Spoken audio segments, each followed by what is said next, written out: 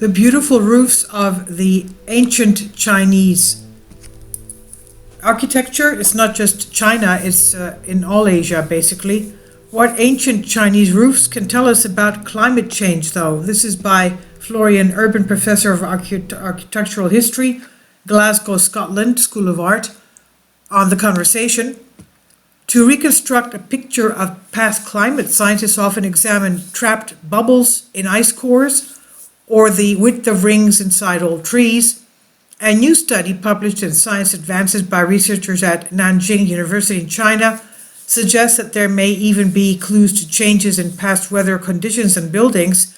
The researchers compared data on shifting weather patterns between 750 AD and 1750 AD with examples of preserved roofs built in China during the millennium. They found that during periods with heavy snowfall, roofs were built with steeper slopes, while warm periods gave rise to buildings with more gentle sloping roofs.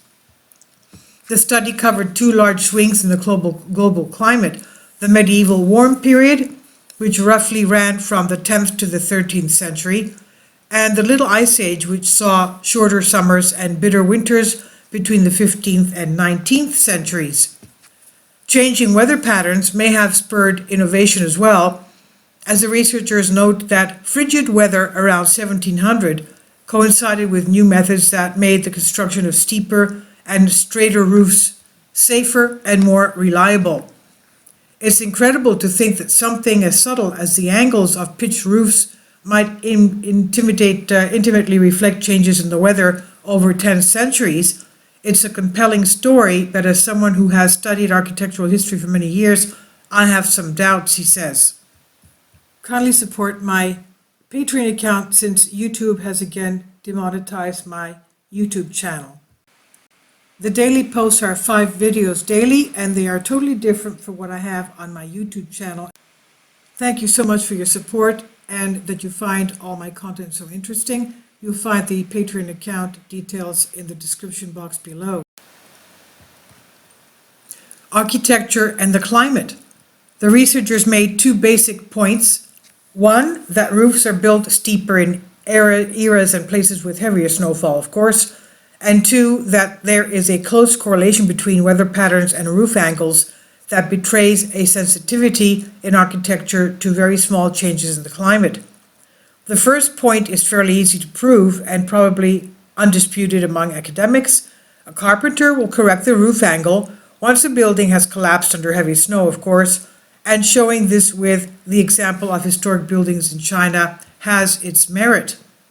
The second point, to my mind, he says, is not coherently proven, but this study, and by this study and even more, may be impossible to prove.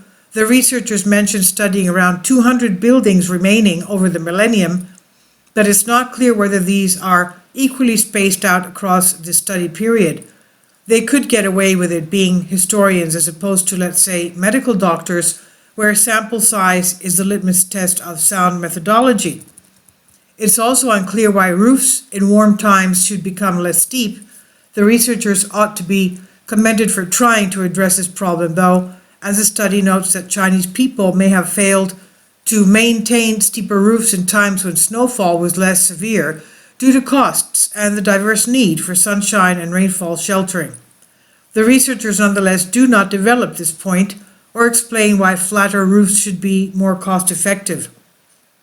Building a roof is not a collective event akin to population decline, infant mortality, or market prices, though.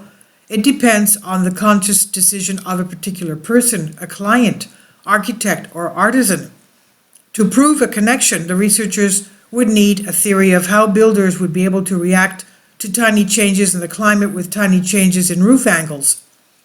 Exaggerating this climate connection in architecture might imply wrongly that pre-modern societies were predominantly shaped by some inexplicable harmony between people and nature, with an ability to respond to tiny changes in the environment that were lost in later periods.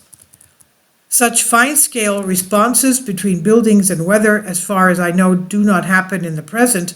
Snowfalls became lighter and less frequent in the UK throughout the 20th century, that it would be unconvincing to tie this to the proliferation of modern flat roofs, which have become just as popular in snowy Russia.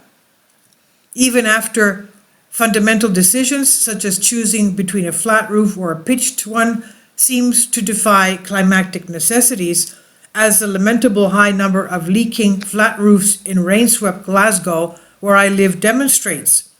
Nonetheless, the study provides an eloquent reminder of how natural variation in the weather has been an influence on architecture through history, often as much as changing styles and tastes.